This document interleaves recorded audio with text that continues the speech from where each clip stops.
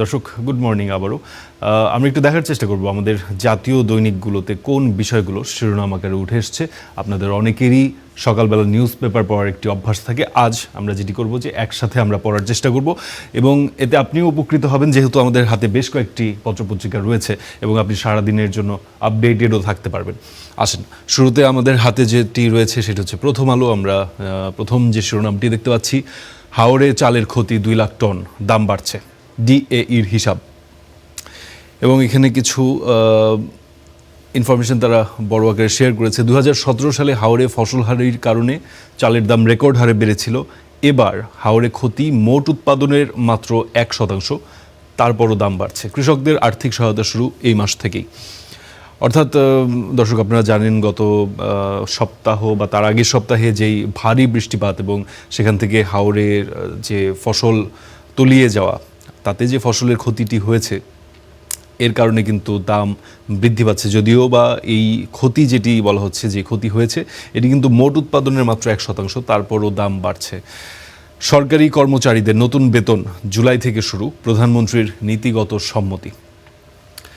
প্রস্তাবিত বেতন কাঠামোয় 100 থেকে 140% বৃদ্ধির সুপারিশ করা হয়েছে, তবে গ্রেড রাখার কথা বলা হয়েছে, আগের মতোই 20টি। বাংলাদেশের লাগবে 3 উইকেট, 121 রান পাকিস্তানের।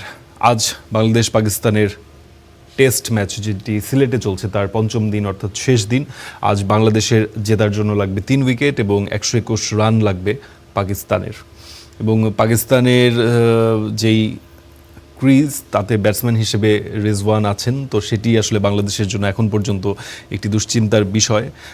এছাড়া আমরা যেটি দেখতে পাচ্ছি যে বাংলাদেশের হাতেই মোটামুটি ম্যাচের আপার হ্যান্ড, যেটি এখানে তাইজুলের একটি ছবি আমরা দেখতে পাচ্ছি। গণরুম গেস্ট রুম বন্ধ হয়েছে, ট্যাগ দিয়ে নির্যাতন থামেনি। অভ্যুত্থান উত্তর বিশ্ববিদ্যালয়, তাদের এটি বোধহয় ধারাবাহিক প্রতিবেদনের প্রথম পর্ব, সেখানেই তারা এই বিষয়টিকে তুলে এনেছে। ঢাকা বিশ্ববিদ্যালয়ের যে গেস্ট রুম গণরুম যে কালচার ছিল, সেখান থেকে বলা হচ্ছে যে সেটি থেকে আসলে বের হয়ে এসছে।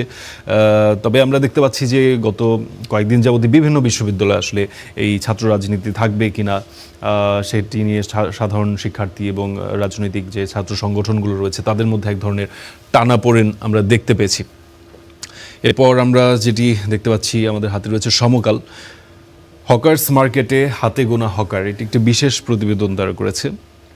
ঢাকা সিটি কর্পোরেশন, সেখানে হকার্স মার্কেটে যে আসলে হকার্স মার্কেট যে শুধু নামেই হকার্স মার্কেট, সেটি এখানে উঠে এসছে। মূলত হকার্স মার্কেট বা বিভিন্ন মার্কেটগুলো আসলে রাস্তা থেকে সরিয়ে নিয়ে অনেক সময় অনেকভাবে চেষ্টা করা হয়েছে একটি স্পেসিফিক জায়গার মধ্যে নিয়ে যাওয়ার বা নিয়ে আসার, কিন্তু সেটি আসলে খুব বেশি কখনোই কার্যকর হয়নি। এরপর আমরা যেটি দেখতে পাচ্ছি, দুবাইয়ে এক চক্রের কাছে জিম্মি 14 বাংলাদেশি নারী পাচার নিয়ে তাদের এই প্রতিবেদনটি। এবং হাইকোর্টের রুল, রাস্তায় হকারদের জায়গা বরাদ্দ কেন অবৈধ নয়। আমরা খুব চমকপ্রদ একটি উদ্যোগ দেখতে পেয়েছিলাম কিছুদিন আগে সরকারের তরফ থেকে, এবং এটি নিয়ে বিভিন্ন আলোচনার সমালোচনার ঝড় আমরা বইতে দেখেছি, মিডিয়া থেকে শুরু করে, সোশ্যাল মিডিয়া থেকে শুরু করে পাবলিক অপিনিয়নে। সেটি হচ্ছে, আপনারাও নিশ্চয়ই দেখেছেন, রাস্তার মধ্যে যেই দাগ দিয়ে হকার বসানোর ব্যবস্থা করা। যদিও সরকারের তরফ থেকে সেটির এক্সপ্লেনেশন দেওয়া হয়েছে যে সেটি রাতের বেলা, অর্থাৎ যখন গাড়ি ঘোড়ার চাপ কম থাকে সেই মুহূর্তে সেটি, কিন্তু এটিকে আসলে অনেকেই ভুল বুঝেছেন বা ভুলভাবে নিয়েছেনও সেটিকে। এরপর আমরা যেটি দেখতে পাচ্ছি, সরকারি উদ্যোগ সফল হয়নি, বেসরকারিতে জমজমাট। অনলাইন পশুর হাট যেটি, এটি কিন্তু এক ধরনের ডাইমেনশনের ট্রান্সফরমেশন আমরা দেখতে পাচ্ছি। গত বেশ কয়েক বছর ধরে মানুষ কিন্তু এখন হাট থেকে অনেকেই প্রেফার করছেন বিভিন্ন ধরনের খামার। এখন আমরা যেটি দেখতে পাচ্ছি, অনলাইন পশুর হাট। শিশুদের জন্য 10 জেলায় যুক্ত হচ্ছে ভেন্টিলেটর। হাম পরিস্থিতি আমি আসলে খুব একটা পাইনি এখন পর্যন্ত। আমি অন্যান্য পত্রিকাতেও যখন দেখছিলাম, হাম পরিস্থিতি নিয়ে আমরা এই প্রথম একটি প্রতিবেদন পেলাম, সেখানে যেটি বলা হচ্ছে শিশুদের জন্য 10 জেলায় যুক্ত হচ্ছে ভেন্টিলেটর। এবং আপনারা অনেকেই নিশ্চয়ই অবগত আছেন যে যখন এই হাম পরিস্থিতি শুরু হলো, অনেক বড় বড় শহর যেমন রাজশাহী, চট্টগ্রাম, সেখানেও আমরা দেখতে পেলাম যেটি যে আইসিইউ বা ভেন্টিলেটর একদমই নেই। সরকারি যে হাসপাতালগুলো সেখানে তো নেই, এমনিতেও খুব বেশি একটা ফ্যাসিলিটি ছিল না। আসলে আমাদের পুরা স্বাস্থ্য ব্যবস্থাকে এক্সপোজ করে দিয়েছে এই হাম পরিস্থিতি। 8 বছরের শিশুকে ধর্ষণের পর গলা কেটে হত্যা, এই বিষয়টি নিয়ে সোশ্যাল মিডিয়াতেও বেশ আলোচনা চলছে। মানুষের আসলে বিবেক বোধ কোথায় চলে গেছে, এটি প্রশ্নের বিষয়। নির্দলীয় নির্বাচনে দলীয় প্রার্থী ঘোষণার ধুম। নির্দলীয় নির্বাচন অর্থাৎ যে স্থানীয় সরকার যে নির্বাচন হবে সেটিতে কিন্তু ইসি যেটি ঘোষণা দিয়েছে যে দলীয় প্রতীক থাকছে না, এই জন্যই বলা হচ্ছে নির্দলীয় নির্বাচনে দলীয় প্রার্থী ঘোষণার ধুম।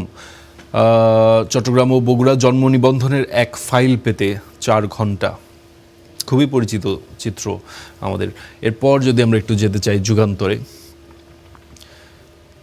শুরুতেই যেই হেডলাইন আমরা দেখতে পাচ্ছি, পশ্চিমবঙ্গে সরকার বদল, বক্তব্যে অস্বস্তি, সম্পর্কের অগ্রগতি দোলাচলে। বেশ কিছু পাল্টাপাল্টি মন্তব্য আমরা এরই মধ্যে শুনতে পেয়েছি। বিজেপি সরকার পশ্চিমবঙ্গে ক্ষমতায় আসার পর কাঁটাতার এবং প্রথম যে বৈঠকটি করেছেন শুভেন্দু অধিকারী তার অফিসে গিয়ে, মুখ্যমন্ত্রীর অফিসে গিয়ে, সেই বৈঠকেই কিন্তু বাংলাদেশ উঠে এসছে, বাংলাদেশ প্রসঙ্গ উঠে এসছে। বাংলাদেশের সাথে যে কাঁটাতার এবং কিভাবে বিএসএফকে সেই জমি হস্তান্তর করা যায় দ্রুত, এবং কিভাবে কাঁটাতার বসানো যায় এবং কিভাবে পুশিন করা যায়, সেই বিষয়গুলো নিয়ে তারা আলোচনা করেছে, সিদ্ধান্ত নেওয়ার চেষ্টা করেছে। এবং বাংলাদেশের তরফ থেকেও কিছু প্রতিক্রিয়া দেওয়া হয়েছে। স্বরাষ্ট্রমন্ত্রী বিজিবিকে বলেছেন তৎপরতা বাড়াতে। এছাড়া সরকারের মুখপাত্র তিনি বলেছেন কাঁটাতার খুব একটা বাংলাদেশ পরোয়া করে না। তো সেটি নিয়েই বলা হচ্ছে যে সম্পর্কের অগ্রগতি আসলে দোলাচলে। যদিও প্রতিবেশী দুই দেশ, আমাদের সবসময় আশাই থাকবে যে সম্পর্ক ভালো থাকবে। চাঁদাবাজির হাট রাজধানীর কাউরান বাজার, এ যেন সোনার ডিম পাড়া হাঁস।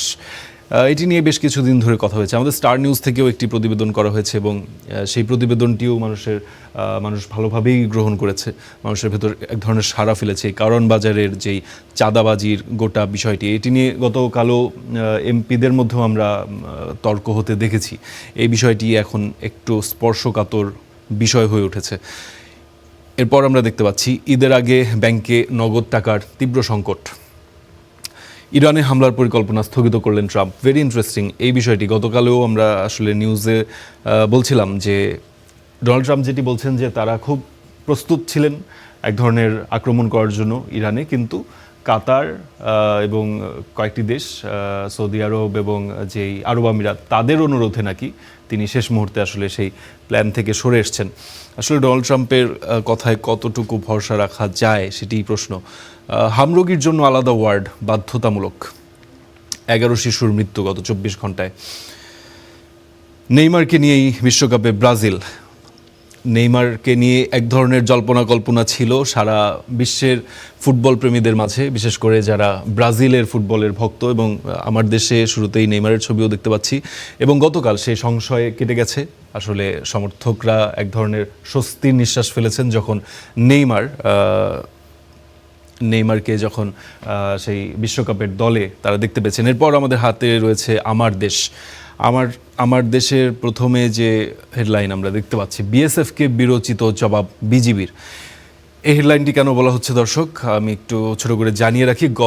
গত পরশু, আমি যদি ভুল না করে থাকি, গত পরশু বিএসএফ বিনা উস্কানিতে সিলেট সীমান্তে তারা গোলাগুলি করে, তারা ফায়ার করে, ওপেন ফায়ার করে, এবং বিজিবি বিলম্ব না করে পাল্টা ফায়ার করে।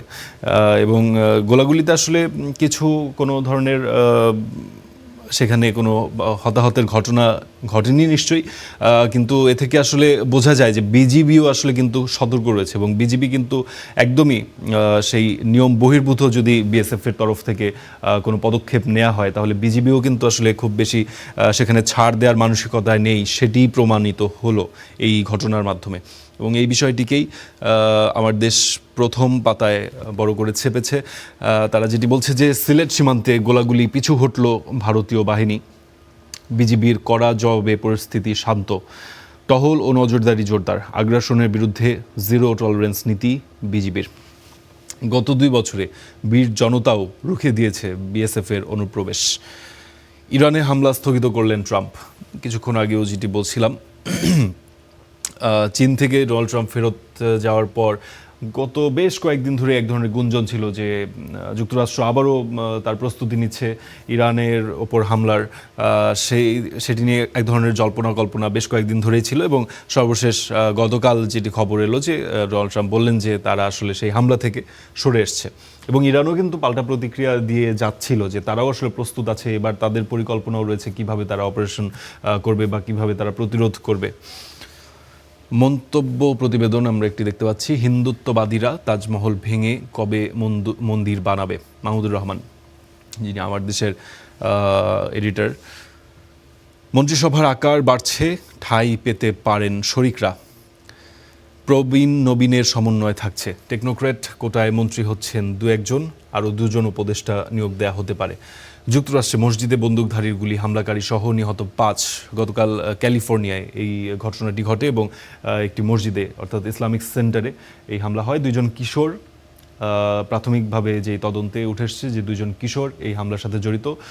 তারা বন্দুক নিয়ে তাদের বাড়ি থেকে বের হয়ে যায় এবং তাদের একজনের মা কিন্তু সেই ঘটনা দ্রুতই রিপোর্ট করে এবং পুলিশ কিন্তু তাদেরকে খুঁজছিল, কিন্তু পরবর্তীতে যেটি দেখা যায় যে তারা একটি মসজিদে ঢুকে হামলা চালায় এবং সেই মসজিদের যিনি নিরাপত্তা কর্মী ছিলেন তার বিরচিত ভূমিকায় অনেক হতাহতের ঘটনা থেকে আসলে রক্ষা পাওয়া সম্ভব হয়েছে। বিলুপ্ত করা হলো সুপ্রিম কোর্ট সচিবালয়, কর্মকর্তাদের আইন মন্ত্রণালয় ফেরত।